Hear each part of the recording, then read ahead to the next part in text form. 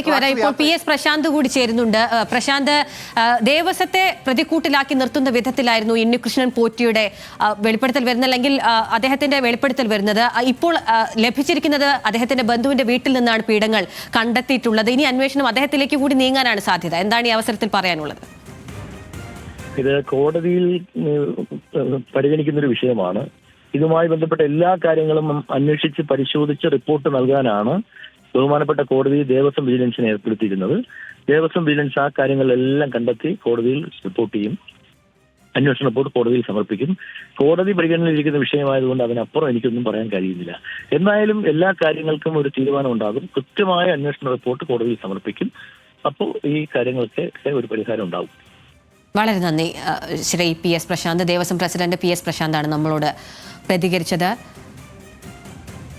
VS. അനുവിലേക്ക് തന്നെ പോവുകയാണ്. അനു, കൃത്യമായി അല്ലെങ്കിൽ വിശദമായ ഒരു പ്രതികരണത്തിന് അദ്ദേഹം തയ്യാറാവുന്നില്ല. അപ്പോൾ പി.എസ്. പ്രശാന്ത് നമ്മളോട് പ്രതികരിക്കുകയായിരുന്നു. കോടതിയുടെ പരിഗണനയിൽ ഇരിക്കുന്ന വിഷയമാണ്. കോടതിയുടെ പരിഗണനയിലാണ് ഈ വിഷയം. ഇതിനി എങ്ങനെയായിരിക്കും മുന്നോട്ട് പോവുക? ഇനി തുടർ നീക്കങ്ങൾ, വിജിലൻസിന്റെ തന്നെ തുടർ നീക്കങ്ങൾ എങ്ങനെയായിരിക്കും?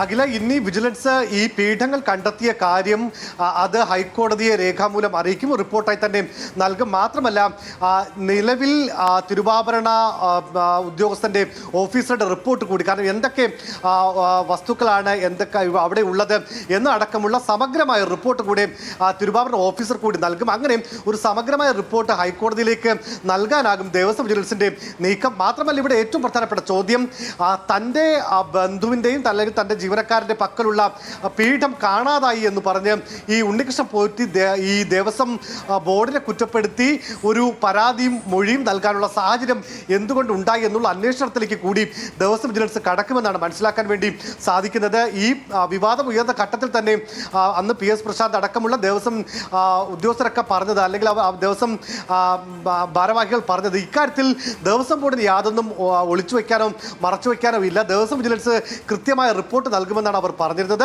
സ്വാഭാവികമായും ദേവസ്വത്തിന് ആശ്വാസകരമായ കണ്ടെത്തൽ വിജിലൻസിന്റെ ഭാഗത്ത് നിന്നും ഉണ്ടായിരിക്കുന്നു. പീഠങ്ങൾ ഈ സ്പോൺസറായ ഉണ്ണികൃഷ്ണൻ പോറ്റിയുടെ ബന്ധുവിന്റെ വീട്ടിൽ നിന്ന് തന്നെ കണ്ടെത്തിയിരിക്കുന്നു. അഖില, ദേവസ്വത്തിന് അനുകൂലമായ ഒരു ഘട്ടത്തിലേക്കാണ് ഇപ്പോൾ അന്വേഷണം എത്തി നിൽക്കുന്നത്. വി.എസ്. അനുവാണ് വിവരങ്ങൾ നൽകിയത്.